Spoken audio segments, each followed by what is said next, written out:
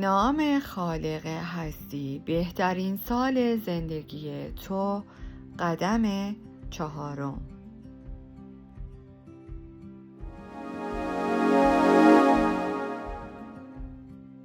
برگه تعادل شما قبل از جلو رفتن و اعلام هدفهای اصلی و در ضمن دوره و مسیری که شما را به آن میرساند، باید با هم رک و راست باشیم و بدانیم شما الان در چه نقطه‌ای از زندگیتان هستید و چه بخشهایی را می‌خواهید تغییر دهید و پیشرفت کنید.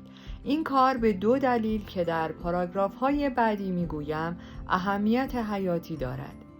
شناختن نامتعادلی در زندگی. بعضی وقتها انسان‌هایی را دیده ایم که در یک بخش خاصی از زندگیشان خیلی موفق بودند، ولی در خیلی از بخش‌های دیگر فاجعه آمیز عمل کردند.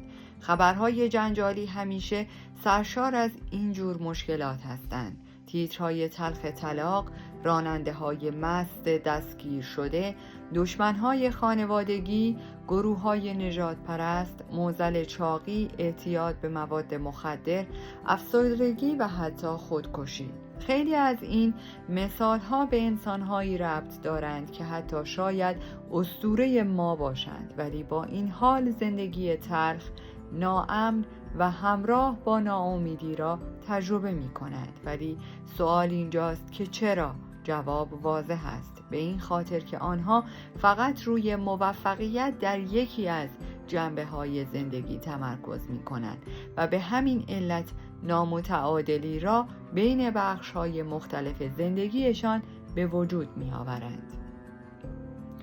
طراحی زندگی در اولویت اول. چند وقت پیش شخصی با من از یک تمایز تلخ صحبت کرد که کلاً گرایش و مسیر حرکتیم را نسبت به سیستم هدف گذاری عوض کرد و باعث شد در اولویت بندیم نسبت به انرژی و تلاش تغییر به وجود بیاورم. به من گفت قبل از اینکه کسب و کارت را طراحی و برنامه ریزی کنی، زندگیت را طراحی کن. با این اوصاف اول باید بدانید چه نوع زندگی را می‌خواهید، کجا دوست دارید زندگی کنید و دوست دارید چه انسان‌هایی در کنارتان باشند. دوست دارید شب‌ها و آخر هفته‌ها کار کنید؟ می‌خواهید هر از چند گاهی بروید سفر؟ چقدر می‌خواهید هزینه کنید و چه مقصودی می‌خواهید بروید؟ دوست دارید هر شب شام را در خانه بخورید؟ آیا رفت و آمد کوتاه را ترجیح می دهید؟ چه وسیله حمل و نقلی را برای رفت و آمد ترجیح می دهید؟ و پسندتان کدام سبک از لباس پوشیدن است؟ از خودتان همه این سوالها را بپرسید. بعد از اینکه باید کسب و کار یا برنامه حرفه‌ایتان را بر اساس جواب این سوالات به وجود آورید، سعی کنید تا جایی که امکان دارد برنامه کاریتان را طبق برنامه زندگیتان طراحی کنید. وای، من تا امروز دقیقاً برعکس این کار را می کردم. کی؟ من. فکر می کنم که اغلب ما دقیقاً برعکس این مورد را انجام داده ایم و اول برنامه کاری و خواسته ها و اهداف بزرگمان در زندگی را بنا کرده ایم و تازه بعد از آن بوده که یاد زندگیمان افتاده ایم و مبنای روابط اجتماعی و ارتباط با خانواده را پایه‌گذاری کرده ایم. زندگی همه ما کم و بیش به زودی تمام می شود و با پیگیری این رویه اشتباه روزی می رسد که می فهمیم چه بهای گزافی را برای چیزی اندک پرداخته ایم و احساس ندامت خواهیم کرد. زندگی بدون تعادل می تواند روی روابط شما اثر بگذارد. زندگی بدون تعادل می تواند به قیمت سلامتیتان تمام شود. زندگی بدون تعادل می تواند روحیه معنویتان را تخریب کند. زندگی بدون تعادل می تواند ثروت و خوشحالیتان را تحت شعاع قرار دهد. بنابراین چیزهایی را پیدا کنید که در کل بخش‌های زندگی به شما انگیزه دهد. موفقیتتان به آنها بستگی دارد. جیم ران. نگذارید این اتفاق برای شما بیفتد. با خواندن این کتاب قصد دارید تعادل صحیح را برای خواسته های زندگیتان پیدا کنید و به آن شکل دهید. الان که تا اینجا با من همراه شدی، برای انرژی بیشتر منو لایک کن. اگه سابسکرایب نداری سابسکرایب کن و این کانال رو با دوستانت به اشتراک بذار لطفاً، چون قرار خیلی چیزای مهمی توی این کتاب یاد بگیریم که شاید هر روز به طور خیلی ساده ای از کنار اونها گذشتیم ولی در زندگی ما واقعا تأثیر گذاره. وقت عمل. بروید به صفحات 81 تا 87 کتاب و فرم‌های مربوط به ارزیابی زندگی و چرخه زندگی را کامل کنید تا بفهمید الان در چه بخشی از زندگیتان هستید. دقت کنید هیچ جواب اشتباهی وجود ندارد. هیچ نمره‌ای به شما داده نخواهد شد و هیچ تفسیری از بازخورد شما نسبت به ارزیابی طرز فکرتان انجام نخواهد شد. با خودتان رو راست باشید، حتی اگر این صداقت به قیمت شرمندگی یا درد احساسی در وجودتان باشد. این جوابها را فقط خودتان خواهید دید، پس صادق باشید. هیچ وقت با فریب دادن خودتان به موفقیت نمی رسید. دستورالعمل سیستم هدف گذاری. قبل از اینکه بخواهم سیستم هدف گذاری را شروع کنم، بهتر است با دستورالعمل آشنایتان کنم تا درک بهتری نسبت به این موضوع پیدا کنید. حفره‌های خیلی زیادی در این سیستم وجود دارد که باعث می شود انسان‌ها وقتی مشغول طراحی و پرداخت اهدافشان هستند داخل آن سقوط کنند و تصویر معکوسی از این سیستم نمایش دهند. پس بگذارید کمی چشمانتان را نسبت به این حفره‌ها باز کنم تا به اعماق آن سقوط نکنید. 10 نکته کلیدی برای سیستم هدف گذاری. این دستورالعمل‌های بظاهر مهم و دقیق به شما کاملا در نوشتن اهدافتان کمک خواهد کرد و مسیر رسیدن به آن را هموارتر خواهد کرد و در واقع کمکتان می کند کار تبدیل آرمان و آرزوهایتان به نتیجه بیرونی سریعتر انجام شود. پس برو و الان یه قلم و کاغذ بیار و با من همراه شو تا بنویسیم و ادامه بدیم. 1. فکر کردن کافی نیست. بنویس.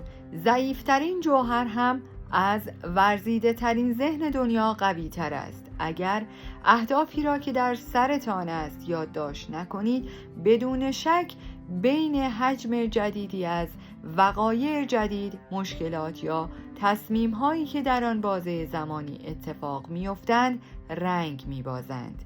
پس مهاجمان بیرونی را از میدان بدر کنید. برنامه ها و نقشه هایتان را بنویسید و لحظه ای که این کار را تکمیل می کنید می فهمید به خواسته های نامشهودتان مثل یک بتون سخت شکل داده اید. ذهن شما به اندازه اهدافتان هیچ اهمیتی نمی دهد. اگر اهداف کوچکی در ذهن داشته باشید، او این اهداف را برایتان محقق خواهد کرد. ولی اگر اهدافتان را بزرگتر در نظر بگیرید، شک نکنید که یاریتان خواهد کرد تا به آنها برسید.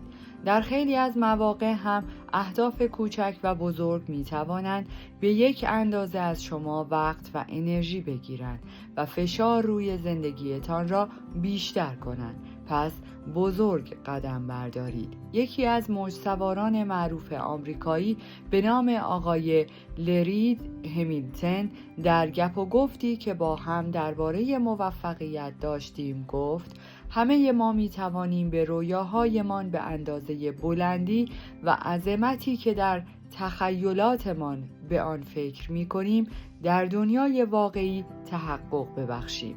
وقتی شما قدرت تخیل نداشته باشید، برایتان سخت خواهد بود که هدف مهمی خلق کنید. باید رویا پردازی کنید و کمی خلاقیت به خرج دهید و به خود بگویید این هدف بزرگ من است و باید به چنگش آورم. ما یک قول مهم و بزرگ به هم داده ایم که از طرف شما حرکت خیلی کوچک و ناچیزی می‌خواست و آن هم درخواست کردن بود. در کتاب مقدس آمده است بخواهید تا به شما داده شود، در بزنید تا آن را به رویتان بگشاییم. به خودتان اجازه دهید آرزوهای بزرگی داشته باشید و انسانی ریسک پذیر باشید. اگر بدانید موفقیتتان در موضوعی خاص تضمین شده است، برای رسیدن به آن دست به چه کارهایی خواهید زد؟ اگر خودتان بتوانید متن نمایشنامه زندگیتان را بنویسید و شخصیتتان را در آن انتخاب کنید، چه شخصیتی را انتخاب می کنید؟ جاه طلبی و آرزوی پنهانتان چیست؟ چه چیزهایی بوده که همیشه علاقه داشتید انجام دهید، داشته باشید یا تجربه کنید، ولی به خاطر بعضی ترس‌ها سراغشان نرفته اید؟ بزرگترین و بی‌پرواترین هدفتان در زندگی چیست؟ چه مواردی را می توانید بگویید که حتی فکر کردن به آنها هم باعث می شود دستانتان عرق کند و بدنتان به تکاپو بیفتد؟ شما برای سرافرازی و عظمت تماس گرفته اید، پس تلفن را جواب دهید. از خودتان انتظار این عظمت را داشته باشید. وظیفه شماست که به بهترین کسی تبدیل شوید که می توانید و انرژی و عظمت نهفته تان را آزاد کنید و زندگی کنید. همینجا، همین الان. اگر کم انتظار داشته باشید، نتیجه کم و دریافتی اندک در زندگیتان خواهید دید. اهدافتان را سطح پایین قرار ندهید. اگر زیاد احتیاج نداشته باشید، به فردی بزرگ تبدیل نخواهید شد. جیم ران. 4. مثبت فکر کردن. در این دستورالعمل تصمیم بگیرید چه چیزی می‌خواهید تا شما را به سمت جلو هل دهد و نگذارد عقب گرد کنید. مثلا من می‌خواهم تا آخر ماه ژوئن به وزن ایدئال 85 کیلوگرم برسم. مقابل جمله من چاق شده ام و می‌خواهم 20 کیلوگرم وزن کم کنم. یا من می‌خواهم سرمایه‌ام را تا اوت سال آینده به $1,000,000 برسانم. مقابل جمله من می‌خواهم از شر قسط‌های بانکیم راحت بشوم. یا من یک زندگی زناشویی عاشقانه همراه با احترام و صمیمیت با همسرم دارم. مقابل جمله من می‌خواهم مشکلات زندگی زناشویی خود را حل کنم. 5. من می‌توانم. در جملات و اظهارات اول شخصتان که به خودتان برمیگردد تغییر به وجود آورید. همیشه بگویید من فلان چیز هستم، نه اینکه میخواهم فلان چیز بشوم. اگر شما هدفی را مثل من میخواهم 1,000,000 شوم انتخاب کردید، انرژی خلاقانه تان فقط روی این هدف متمرکز خواهد شد که میخواهید 1,000,000 شوید. ولی اگر بگویید من تا پایان سال آینده 1,000,000 هستم، قدرت خلاقانه تان به سمتی خواهد رفت که برای شما چیزی را اعلام کرده اید تبدیل به واقعیت کند. 6. اینها اهداف تو هستند، فقط تو. خیلی ها اهدافی را در زندگی انتخاب می کنند که فکر می کنند بهتر است آن را انتخاب کنند، ولی عمیقاً آن هدف را نمی خواهند.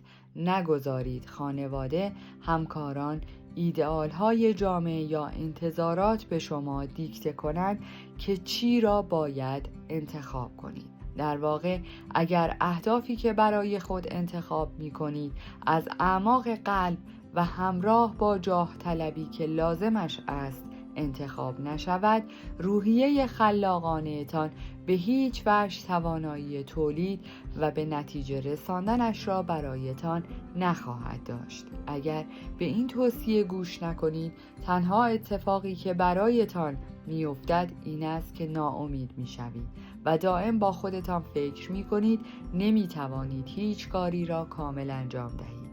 در واقع شاید موفق باشید، ولی به خاطر اینکه روح درونیتان عمیقاً به این کار تعلق ندارد نسبت به آن چه که الان هم دارید احساس دوری می‌کنید.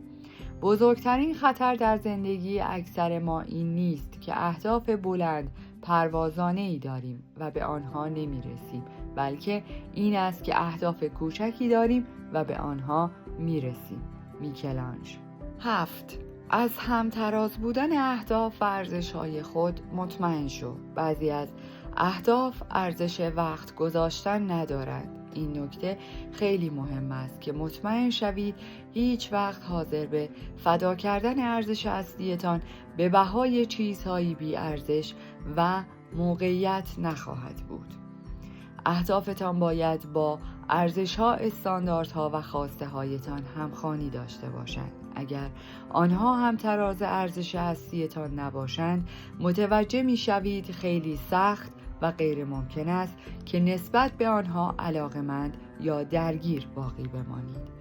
موانع نمی‌توانند متوقفم کنند. هر مانعی بعد از حل و فصل شدن نتیجه خوب دارد. کسی که ذهن خود را برای یک امر خاص تنظیم کرده نمی‌تواند ذهنش را تغییر دهد. لئوناردو داوینچی. 8. از مبارزه کردن نترس. یکی از بهترین روزهایتان می‌تواند روزی باشد که در آن می‌فهمید به چه علت زندگی می‌کنید و برای چی می‌جنگید. بدون یک مسئله همه ما به انسان‌های چاق، تنبل و کم تحرک تبدیل خواهیم شد و هدف شور و قدرتمان را از دست خواهیم داد. همه ما دشمنی می‌خواهیم که ارزش مبارزه داشته باشد. روی این موارد فکر کنید. لوک و دارک ویدر، کاراکترهای مثبت و منفی فیلم جنگ ستارگان. بتمن و جوکر. دیوید و جالوت. آقای راش لیمبو مقابل لیبرال های آمریکایی. اپل مقابل مایکروسافت. یک دشمن خوب به شما انگیزه برای مبارزه می دهد. وادارتان می کند با تمرین های سخت مهارت ها، استعدادها و قابلیت هایتان را به بالاترین حد برسانید. داشتن یک مبارزه چالش برانگیز به شخصیت و قدرت تصمیم گیریتان اضافه می کند. این یک انگیزه فوق‌العاده است. خب حالا می خواهم با این فکر به چالشتان بکشم. هدف و انگیزه تان از مبارزه چیست؟ چه دشمنانی را برای کار، خانواده، جامعه و جهانی را که در آن زندگی می کنید متصور هستید؟ دشمنانتان را پیدا کنید و بگذارید تصویرش خون را در بدنتان به حرکت درآورد. کمی عمیق‌تر در وجودتان کند و کاو کنید تا کمی بیشتر هم که شده به مبارزه ادامه دهید. من عاشق چالشی هستم که آقای مارتین لوتر کینگ به ما داد. گفت اگر شما در زندگی چیزی پیدا نکنید که حاضر باشید برایش جان بدهید، به درد زندگی کردن نمیخورید. برای چه چیزی حاضرید از یک آسمان خراش 100 طبقه رد شوید؟ برای چه چیزی حاضرید شب و روز کار کنید؟ برای چه چیزی حاضرید جان بدهید؟ در اصل آیا شما واقعا زندگی می کنید؟ به این سوالات ساده جواب دهید و آن وقت می فهمید کل این برنامه تبدیل می شود به مهمترین برنامه‌ای که تا حالا در زندگیتان داشته اید و به آن گوش داده اید. پس مبارزه تان را پیدا کنید. 9. باورهای محدود کننده را رها کنید. چند وقت پیش داستانی شنیدم که در مورد سگ کوچکی که صاحبش او را برای چندین سال با یک زنجیر 6 متری به یک درخت بسته بود. آن سگ هر چند گاهی سگ‌های دیگر را می‌دید و به سمتشان می‌رفت، ولی زنجیر نمی‌گذاشت ارتباط بیشتری برقرار کند. او دقیقاً می‌دانست تا چه میزان می‌تواند جلو برود. یک روز صاحب سگ بالاخره دلش به حال سگ سوخت و تصمیم گرفت زنجیرش را باز کند. ولی عوض این که کل قلاده را باز کند، فقط زنجیر را از درخت باز کرد و گردنبند همچنان به دور گردن سگ آویخته بود. صاحب سگ فکر می‌کرد او حالا خوشحال و آزاد خواهد بود و شروع می‌کند به دویدن. موقعی رسید که سگی از نزدیک محل زندگی آنها گذشت. همانطور که صاحبش فکر می‌کرد او شروع کرد به دویدن به سمت سگ دیگر، ولی ناگهان در همان محدوده‌ای که همیشه توقف می‌کرد ایستاد، آن هم در حالی که دیگر به زنجیری متصل نبود. سگ کوچک آزاد شده بود، ولی متاسفانه از این موضوع خبر نداشت. 10. واهمه نداشته باش. به عنوان آخرین دستورالعمل این نقل قول را از کتابی به نام بازگشت به عشق به قلم ماریان ویلیامسون برای شما در نظر گرفتم. بزرگترین ترس ما این نیست که احساس غیر مفید بودن داشته باشیم. بزرگترین ترس ما این است که فراتر از حد تصور قدرتمند شویم. این روشنایی است که میترساندمان، نه تاریکی. گاهی از خودمان میپرسیم من چه کسی هستم که بخواهم باهوش، زیبا و با استعداد باشم؟ در واقع من قرار است چه کسی نباشم. اگر شما بازی‌های کوچک انجام دهید، هیچ خدمتی به دنیا نخواهید کرد. هیچ نقطه امیدی در این کم شدن وجود ندارد و انسان‌های دیگر نمی‌خواهند در کنار شما احساس ناامنی را تجربه کنند. همه ما خلق شده ایم تا بدرخشیم، همانطور که کودکان می‌درخشند. همه ما خلق شده ایم تا شکوهی را که خداوند در وجود ما قرار داده است آشکار کنیم. این موضوع فقط در وجود عده محدودی از ما نیست، در وجود همه ماست. وقتی ما به آن اجازه درخشش می دهیم، ناخودآگاه به بقیه انسان ها هم اجازه می دهیم و این امکان را به وجود می آوریم تا بدرخشد. وقتی از ترس هایمان خلاص شویم، حضور ما به بقیه این آزادی را هم منتقل می کند. در قدم 5 خواهیم خواند طراحی بزرگ ما چیست؟ در پایان از شما دوستان عزیزم می‌خواهم برای حمایت بیشتر ما کانال ما را به دوستان خود معرفی کنید. برای انرژی بیشتر ما رو لایک کنید و برای ادامه پرقدرت‌تر سابسکرایب. تا درودی دیگر، درود و 200 بدرود.